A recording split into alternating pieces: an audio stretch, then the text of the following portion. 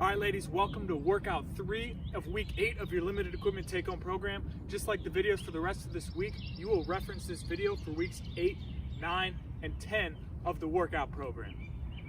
The warm-up that we have for today is very similar to the warm-up that we had for workout 1. All right, there are just a couple of changes in the exercises to give it a little bit of variation, but it's all stuff that we've done before.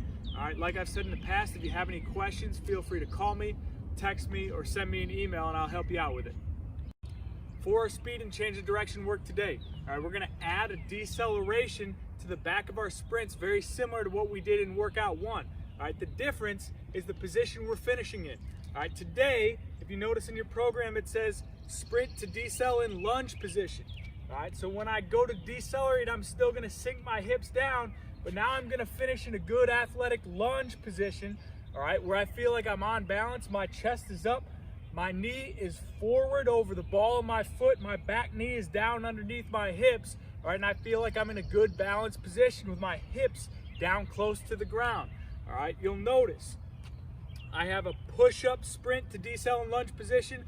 I'll go 5 yards as hard as I can out of that push-up position. Once I pass that 5 yards, all right, I'm gonna sink those hips down and finish in that good lunge position. If you feel like you're off balance, all right, shift around to the position that you need to get into to feel like you're on balance. Hold it for a second, stand up, go back, and move on to the next rep. You have 4 each from a push-up position, so we all know that one. All right, I'm just going from this top push-up position. All right, exercise 2 is from a lateral split. So what that's gonna look like if I'm going this way,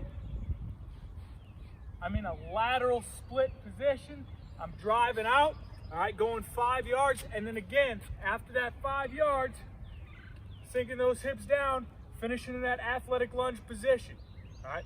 Hold that position for a second before you stand straight up. I want you to feel what that athletic lunge position feels like, because eventually this is gonna move on to getting down to that lunge position and now changing directions from that spot.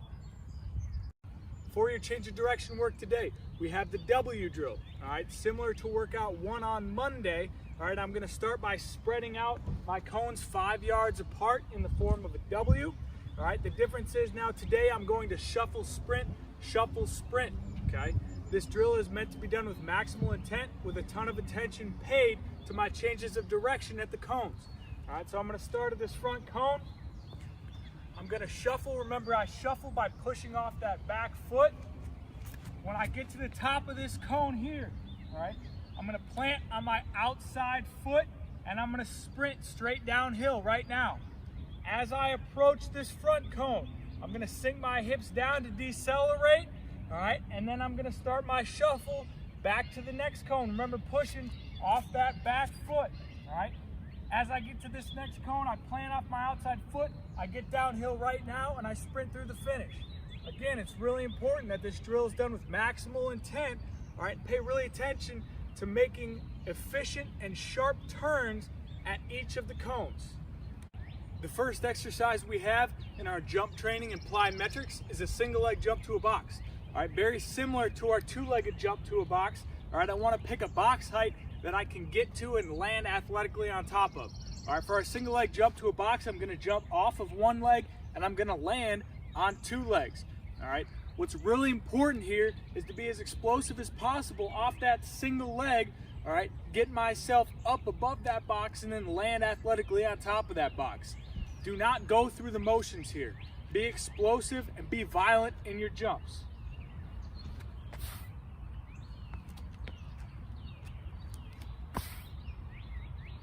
All right, landing athletics, stepping down every time.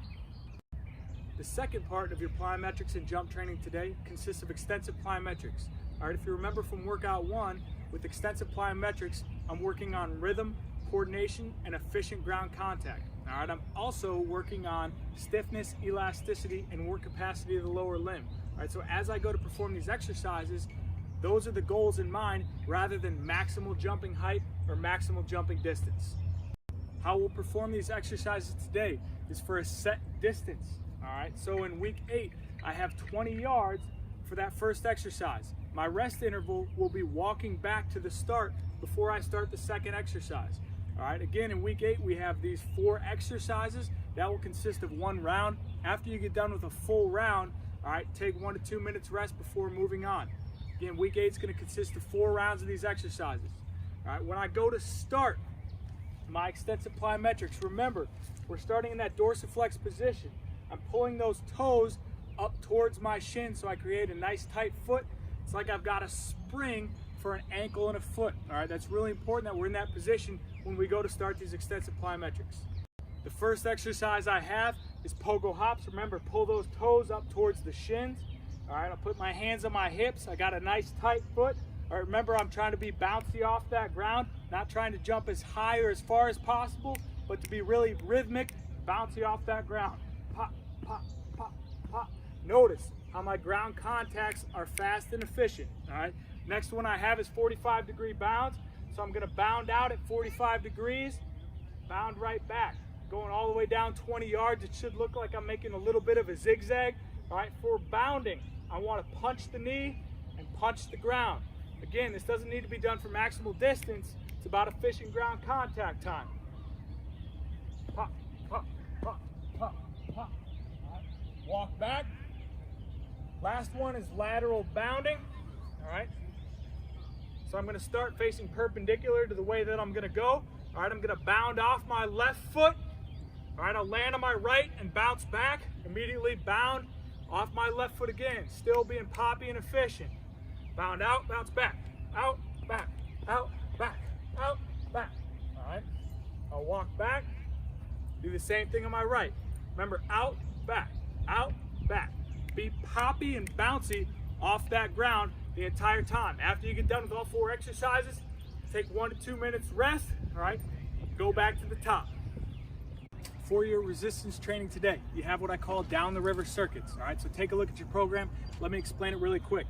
Start with the prescribed reps for each exercise. After each set, decrease 1 rep and repeat until you reach 1 rep per exercise. So for week 8, I'm gonna start with A1, and I'm gonna do 9 reps of A1, A2, A3, A4, A5. As soon as I'm done with 9 reps of A5, I'm going right back up to A1, repeating that same pattern, but now performing 8 reps per exercise. All the way down through A5, back to the top, 7 reps, and so on, until I get down to 1 rep per exercise, all right? The goal of this workout is to create some work capacity and to get your heart rate up. So you're resting only as needed through the duration of the circuit, all right? Make sure that you're being crisp with each exercise and each repetition. That means don't let it get sloppy.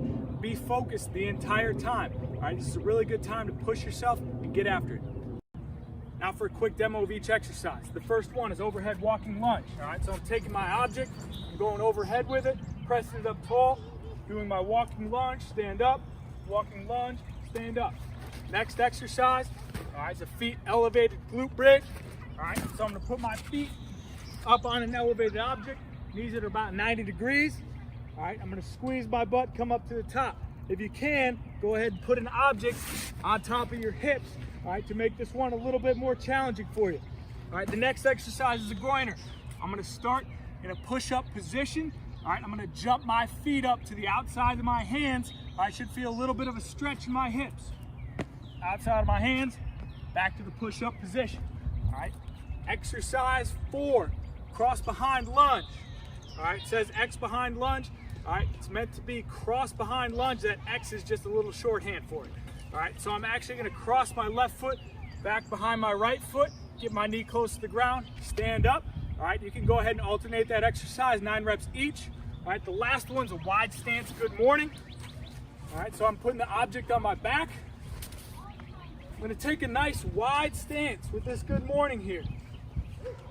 All right, so if you guys notice my stance, all right, instead of my normal shoulder width stance, getting out wide like I'm doing a sumo lift.